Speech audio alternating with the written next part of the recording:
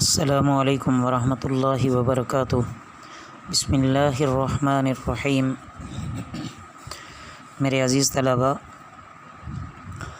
تفسیر کے سبق میں آج ہم قال یا ہارون ما منعک یہاں سے پڑھنے لگے ہیں۔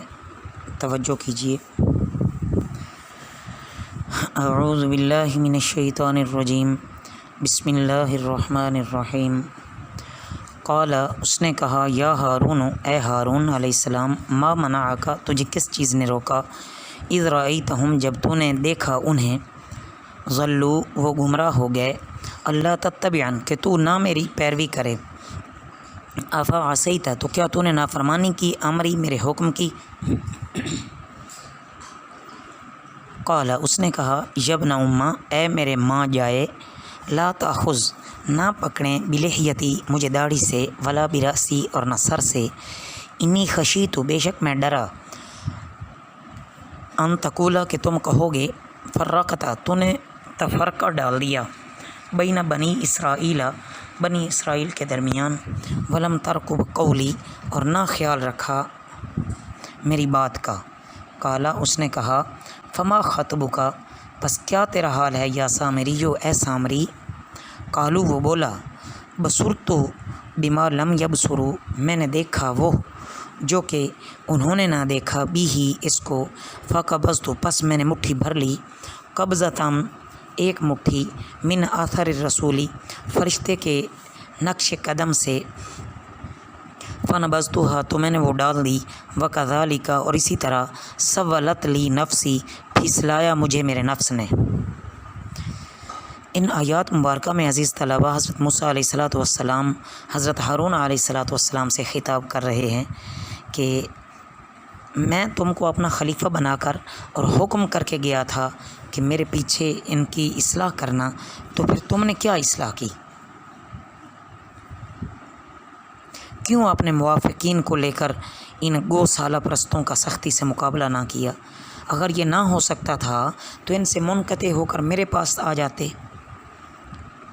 اور فرط جوش میں آ کر حضرت موسیٰ علیہ السلام نے حضرت ہارون علیہ السلام کے سر کے بال اور داڑھی پکڑ لی تھی۔ حضرت ہارون علیہ السلام نے معذرت کی اور فرمایا کہ اے میرے بھائی، میری مطلق خطا نہیں ہے،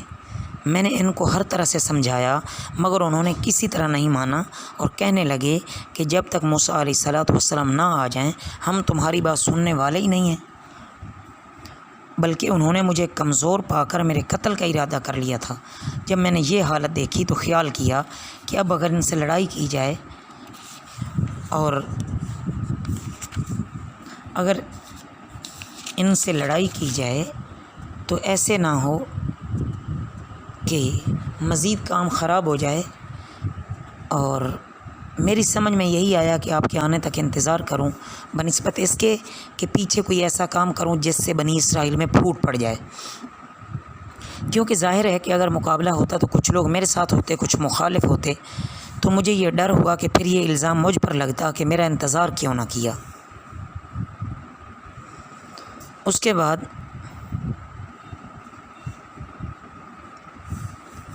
حضرت ہارون علیہ السلام کی یہ معقول بات سن کر،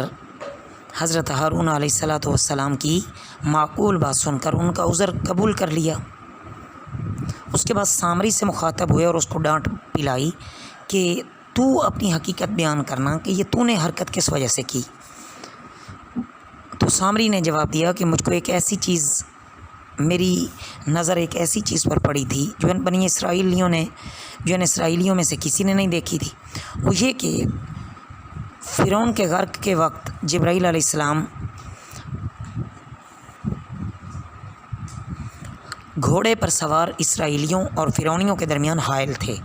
میں نے دیکھا کہ ان کے گھوڑے کے سم کی خاک میں اثر حیات ہے، اور جہاں ان کے گھوڑے کے قدم پڑتے ہیں خشک زمین پر سبزہ اگ جاتا ہے۔ تو میں نے جبرائیل کے گھوڑے کے قدموں کی خاک سے ایک مٹھی بھر لی اور اس خاک کو اس بچھڑے میں ڈالا، تو اس میں زندگی کے آثار پیدا ہو گئے اور یہ بچھڑے جیسی آوازیں نکالنے لگ گیا۔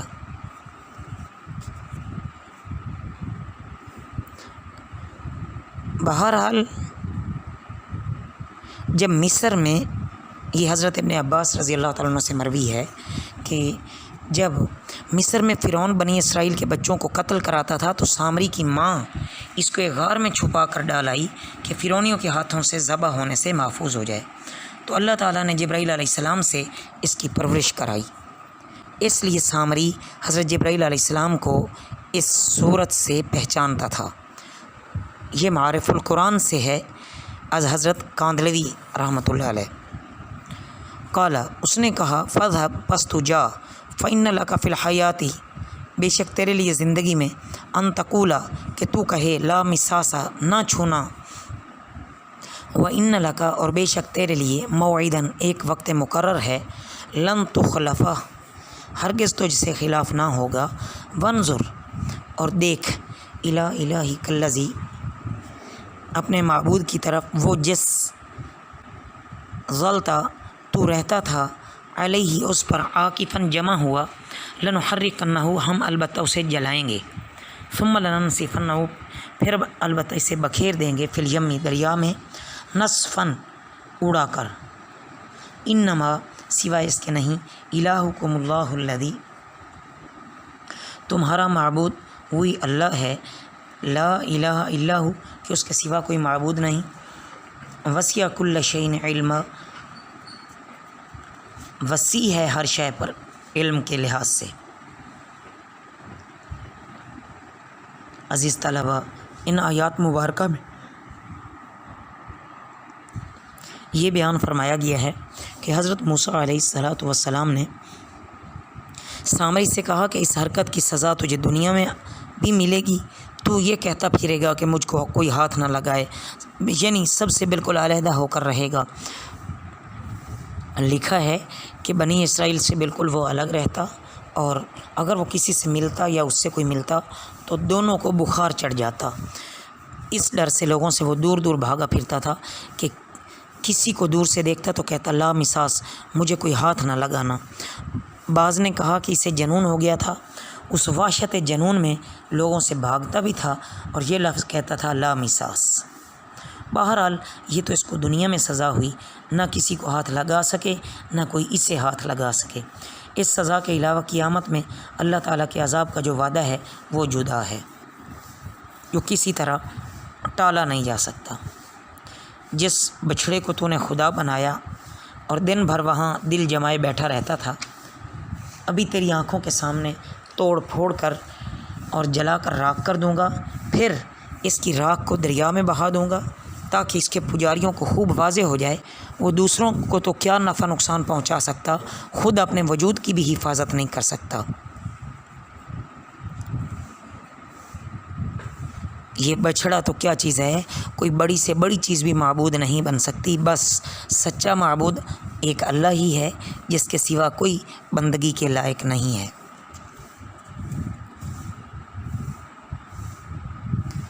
ایسے ہی ہوا، اس بچھڑے کو جلا دیا گیا، اس کے ذرات کو دریا میں بہا دیا گیا۔ جب سب لوگوں نے اس دریا کا پانی پیا جن لوگوں نے اس کی پرستش کی تھی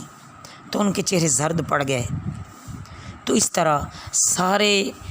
جو اس بچھڑے کی پرستش کرنے والے تھے وہ معلوم ہو گئے۔ تو اب حضرت موسیٰ علیہ السلام نے اللہ تعالیٰ کی جناب میں رجوع کیا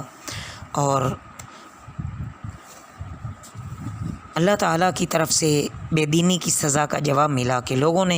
جن لوگوں نے یہ شرک کیا ہے ان کو اپنی جان سے ہاتھ دھونا پڑے گا،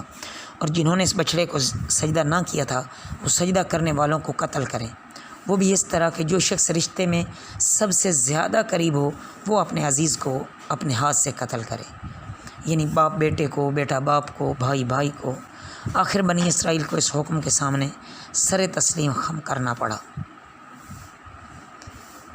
یہودیوں کی تورات میں ہے کہ اس طرح 3000 بنی اسرائیل قتل ہوئے، لیکن بعض اسلامی روایات میں اس سے بھی زیادہ کی تعداد مذکور ہے اور 70,000 کا قتل کیا جانا بھی منقول ہے۔ غرض جب نوبت یہاں تک پہنچی تو موسیٰ علیہ السلام اللہ کی بارگاہ میں سجدہ ریز ہوئے اور عرض کیا کہ یا ربا، اب ان پر رحم فرما اور ان کی خطا کو بخش دے۔ حضرت موسیٰ علیہ السلام کی یہ دعا اللہ رب العزت نے قبول فرمائی۔ اور مزید فرمایا کہ اب ان کو کہہ دو کہ آئندہ شرک کے قریب نہ جائیں۔ کذالک اسی طرح نقص ہم بیان کرتے ہیں علیک تجھ پر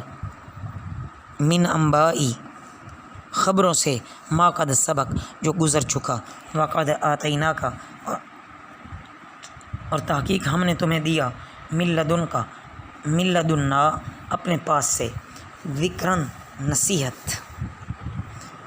من اعرض عنہ جس نے منہ پھیرا اس سے فإنہ تو بے شک وہ یحمل لا دے گا یوم القیامت قیامت کے دن وزرن بوجھ خالدین فیہ وہ ہمیشہ رہیں گے اس میں، وساء اور برا ہے لہم ان کے لیے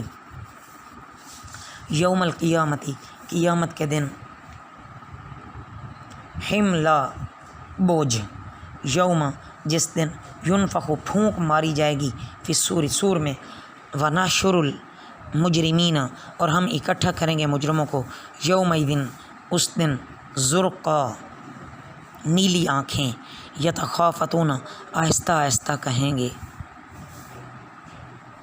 بینہم آپس میں ان لبثتم نہیں تم رہے الا عشرا مگر 10 دن، نحن عالم ہم خوب جانتے ہیں بما یقولون وہ جو کہتے ہیں، اذ یقول جب کہے گا امثالہم سب سے اچھی طریقتاً راہ، ان لبثتم نہیں رہے تم الا یوما مگر ایک دن۔ عزیز طلبہ، گزشتہ قوموں کے قصے بیان کر کر اللہ رب العزت در حقیقت مومنین کے ایمان میں تاکہ پختگی پیدا ہو اور منکرین کے ہاتھوں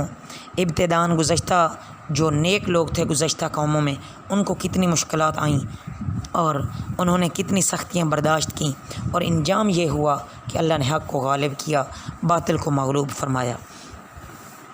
تو یہاں اسی بات کی طرف اشارہ فرمایا جا رہا ہے کہ یہ ایک عظیم الشان نصیحت نامہ یعنی قرآن پاک اللہ نے پیارے نبی صلی اللہ علیہ وسلم کو عطا فرمایا، روحانی کمالات کے حصول اور دین و دنیا میں کامیاب ہونے کے طریقوں کا اظہار ہے۔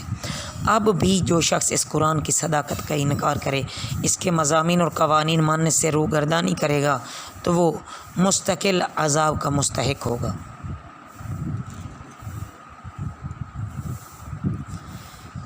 اس کے بعد فرمایا کہ قیامت میں منکرین کا کیا حال ہوگا اور کیسا انجام ہوگا کہ جب سور پھونکا جائے گا اور سب مر جائیں گے، پھر جب دوبارہ سور پھونکا جائے گا تو سب زندہ ہو جائیں گے۔ جس دن یہ سور پھونکا جائے گا تو مجرمین جن سے مراد کفار ہیں معاشر میں اس طرح لائے جائیں گے کہ ان کی آنکھیں ازرق ہوں گی۔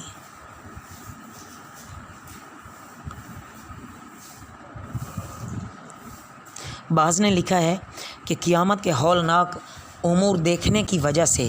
کافروں کی آنکھیں کرنجی سبزی مائل بلی کی آنکھوں کی طرح ہوں گی، اور اہل عرب کے نزدیک ایسی آنکھیں منحوس اور معیوب سمجھی جاتی ہیں۔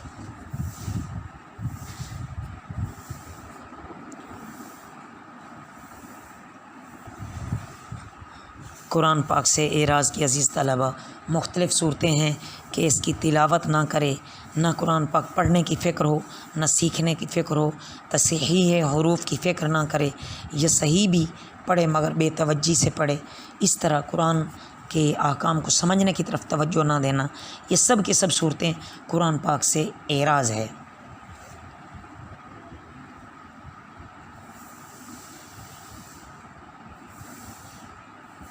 اس کے بعد واضح طور پر فرمایا کہ اب بتائیے کیا یہ جو کھلم کھلا قرآن سے اعراض اور روگردانی کرتے ہیں، کیا قرآن کو ماننے اور اس پر ایمان رکھنے کے یہی معنی ہے کہ بس ہم اسلام کا لیبل لگا کر جو چاہیں قرآن کو کہیں اور جو چاہیں اس کے قوانین اور احکام کو خیال کریں؟ قرآن کے ساتھ یہ منافقانہ رویہ ہے، اس سے